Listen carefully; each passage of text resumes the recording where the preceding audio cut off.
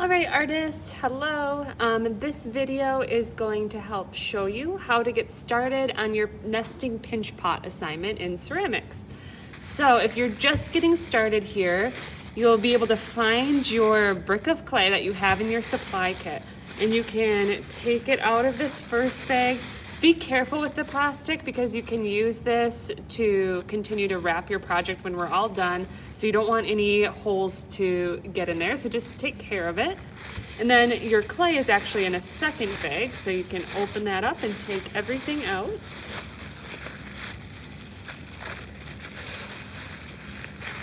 And I have weighed out 3 pounds of clay for everybody. So they might be in different formed chunks, but all of you should have a total of 3 pounds of clay. So for this project, you want to start out, you're going to be making 3 pinch pots, right? You're going to have a small, a medium, and a large. So our first goal is to get your clay all set in the separate pieces.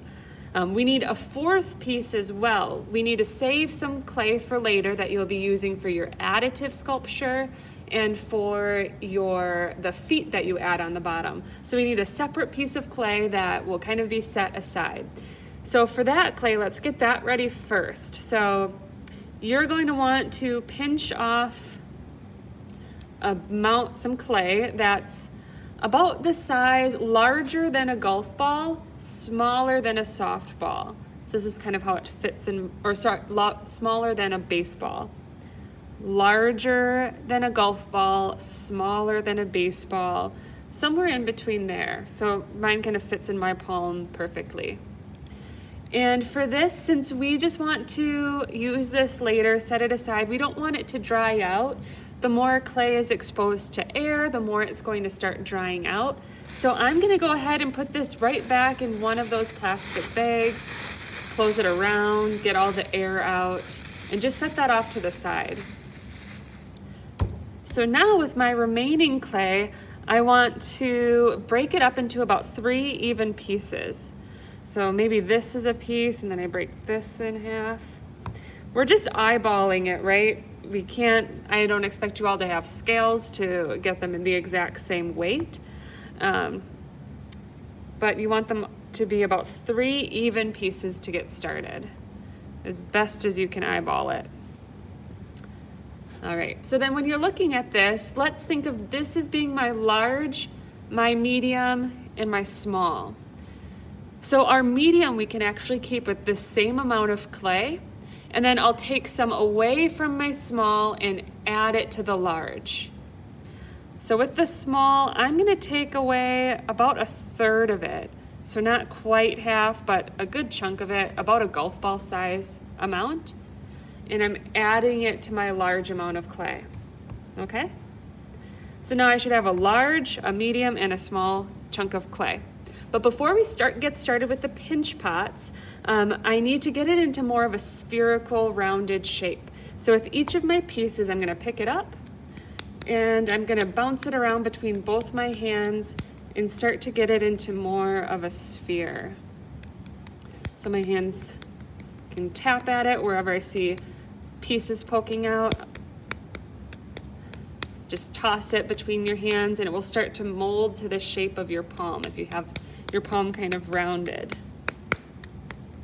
Doesn't have to be perfect or anything. You don't need to overwork the clay, but we just want to get it a little bit more rounded. Okay, so my large,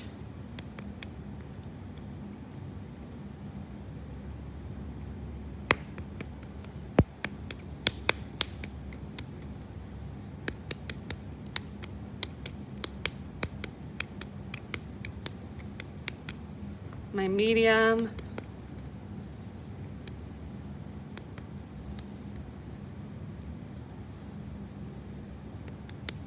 and my small. Here we go. Excellent.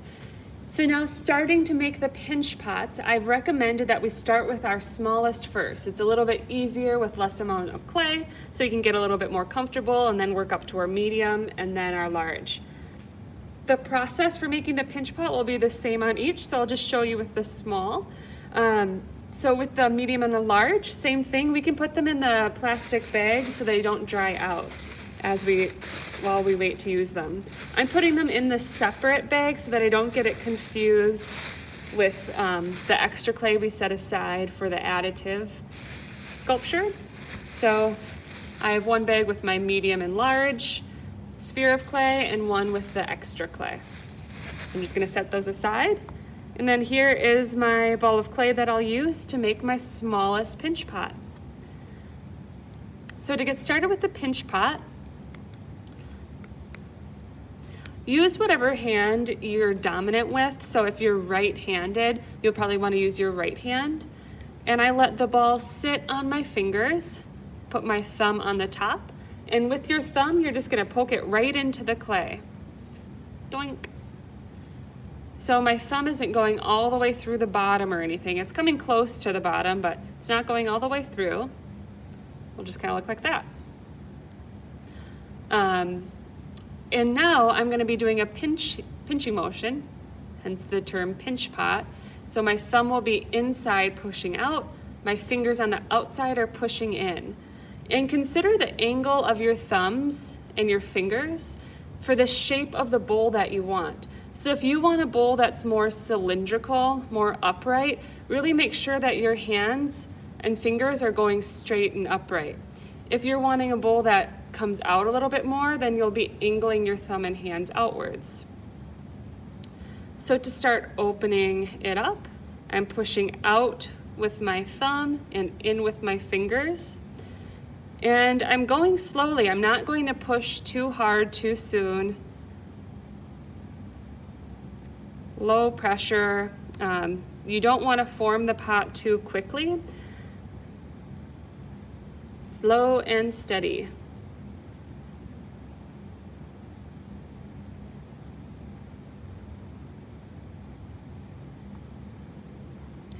Trying to make sure that I'm keeping the rim in even thickness, relatively even height.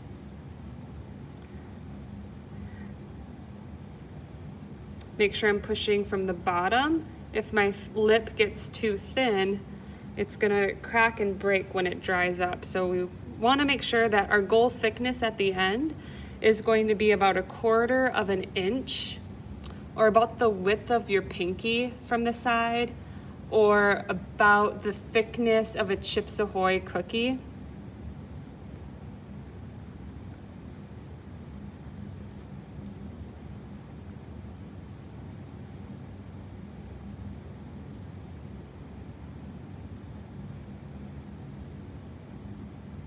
So you can see as I'm using my hands to start to manipulate the shape, open it up a little bit. If you notice that the lip is cracking at all, it's going to a little bit, hopefully it's nothing too severe. You can just use your finger and smooth it out. I've recommended that students have a little cup of water nearby. It could be in a Tupperware container, just a little dish.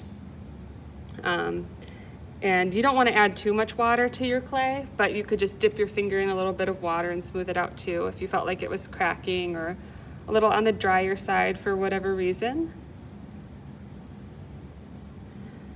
And then if you'll also remember the image that I had showed you of what a pinch pot should look like if you cut it in half, like the thickness of the wall should be the same all the way up and down. So we really want to make sure that there's not too much clay staying at the bottom.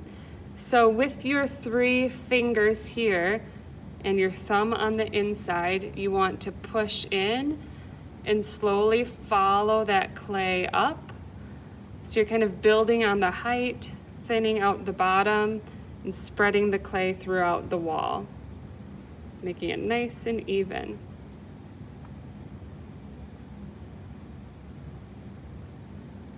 And then you'll just continue shaping from there.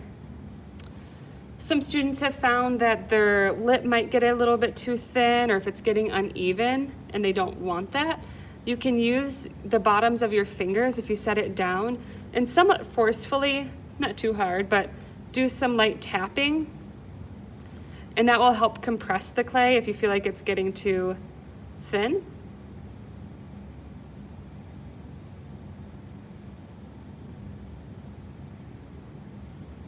Just keep shaping it. At this stage, we're not worrying so much about the design or texture as long as it's not cracking a lot. We'll be adding the design a little bit later. So right now we're just shaping it. Make sure it's the outside shape you want, and even wall thickness. That's the most important part right now. So again, you'll be doing the same thing for the medium and the large. It will just take a little bit more time, and it's a little bit tougher to get even wall thickness, especially from the bottom, but it's the same process. So let me know if you have any questions, send me an email, but otherwise, good luck.